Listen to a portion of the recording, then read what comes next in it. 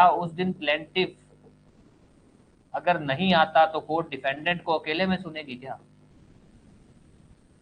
तो ध्यान रखना, हम ये नहीं कह रहे हैं कि प्लेंटिफ की तरफ से कोई नहीं आता, हम ये बोल रहे हैं कि जहां डिफेंडेंट को अगर कोर्ट चाहे तो कोर्ट ये कह सकती है कि भैया डिफेंडेंट तुम खुद आओगे, तो कोर्ट चाहे तो प्लेंटिफ को भी बोल सकती है कि तुम खुद आओगे।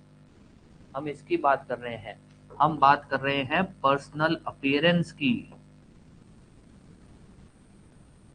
हमने जो ये टॉपिक पढ़ा है ना, जिसमें हम ये बोल रहे हैं कि कोर्ट चाहे तो डिफेंडेंट को बुला सकती है या प्लेंटिफ को भी बुला सकती है, हम बात कर रहे हैं इनके पर्सनल अपीयरेंस की। पार्टीज तो मौजूद रहेंगी रहेंगी, उनके बिना केस कैसे चलेगा? हम बात कर रहे हैं पर्सनल अपीयरेंस की। कोर्ट को अगर लगता है कि भैया जिस दिन डिफेंडेंट को आना है उस दिन प्लेंटिफ को भी बुलाए, फॉर एग्जाम्पल ए ने बी के खिलाफ केस फाइल किया, तो कोर्ट क्या करेगी? सम्मन इश्यू करेगी बी को। बी डिफेंडेंट है, सपोज उसको बोला, आज क्या तारीख है, 8 फरवरी, उसको बोला कि भैया 14 फरवरी को आ जाना, कि आ जाना इतनी तारीख को। अब नॉर्मली कोर्ट ने अगर ऐसा बोला ना इतनी तारीख को आ जाना, और उसमें ये नहीं लिखा कि तुम खुद आना कि नहीं, तो बी चाहे खुद आए, बी अपने वकील को भेज दे, कैसे भी आ जाए, ये होता है सम्मन के अंदर। पर अगर कोर्ट ने ये बोल दिया बी को कि भैया बी तुम खुद आओगे, पर्सनली अपीयर होगे, हम इसकी बात कर रहे हैं कि कोर्ट डिफेंडेंट को बोल सकती है कि तुम खुद आओगे। उसी तरह से हम बोल रहे हैं कि मान लो 14 तारीख है, तो 14 तारीख का कोर्ट ने बोल दिया बी को कि तुम खुद आओगे, कोर्ट ए को भी बोल सकती है कि उस दिन तुम भी आओगे। तुम भी मतलब कि भैया ए तुम भी पर्सनली आओगे। नॉर्मली तो क्या होगा, उस दिन ए अपना वकील भेज देगा, बी जवाब पेश करेगा, ए अपना वकील भेज देगा, वकील बस खड़ा रहेगा, बी जो भी जवाब पेश करेगा कर देगा।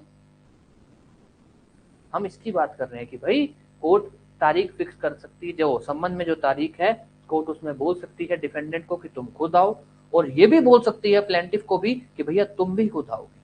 और उसके लिए भी क्या इशू होगा? कोई भी डाउट?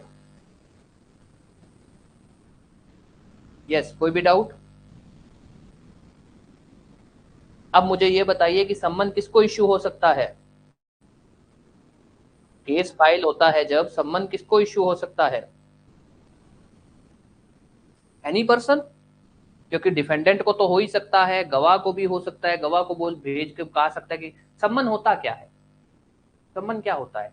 कोर्ट द्वारा एक आदेश, एक ऑर्डर निकाला जाता है, जिसके अंदर कोर्ट किसी ना किसी बंदे को कह रही होती है कि इतनी तारीख को कोर्ट में आना।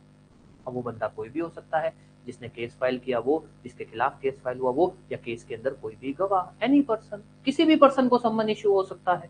सम्मन एक ऑर्डर होता है, कोर्ट द्वारा इश्यू किया जाता है, जिसके अंदर कोर्ट बोलती है जो भी बंदा होता है कि इतनी तारीख को अपीयर होना, ये होता है सम्मन। अब मेरे को ये बात बताओ, अगर आपसे पूछा जाए कि सम्मन, डिफेंडेंट को सम्मन इश्यू करने का प्रावधान किस ऑर्डर में है, और विटनेस को?